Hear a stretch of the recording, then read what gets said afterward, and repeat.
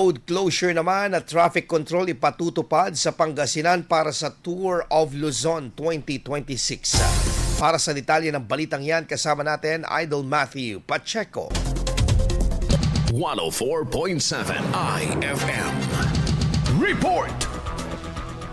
Nagpatupad ng heightened alert ang Department of Public Works and Highways o DPWH Region 1 kaugnay ng pagdaraos ng Metro Pacific Tollways Corporation o MPTC Tour of Luzon 2026 na daraan sa mga pangunahing kalsada ng Pangasinan mula 11 hanggang 13 ng Mayo. Sa advisory, sinabi ng DPWH na sa 11 mananatiling bukas ngunit may intermittent traffic control sa ilang bahagi ng Pangasinan La Union Interprovincial Road, Santa Barbara Mangaldan Road at Pangasinan Tarlac Road. Sa 12 naman, ipatutupad ang full road closure sa buong kahabaan ng Lingayen Gulf Baywalk habang pinapayuhan ng mga motorista na dumaan sa National Road bilang alternatibong ruta. Sa 13, magpapatuloy ang traffic control sa Pangasinan Zambales Road at Pangasinan Tarlac Road dahil sa galaw ng karera. Samantala, sa mga term, inaasahang darating ang mga siklista sa Stage 12 mula Agoo hanggang mga term sa pagitan ng alas 11 ng umaga hanggang alas 12 sa 11 ng Mayo, kung saan matatagpuan ang finish line sa Daang Kalikasan View Deck.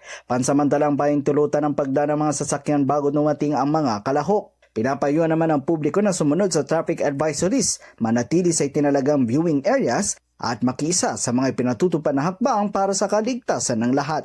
Kasama mo mula rito sa IFM Dagupan, ako po si Idol Matthew Pacheco. Tatak IFM!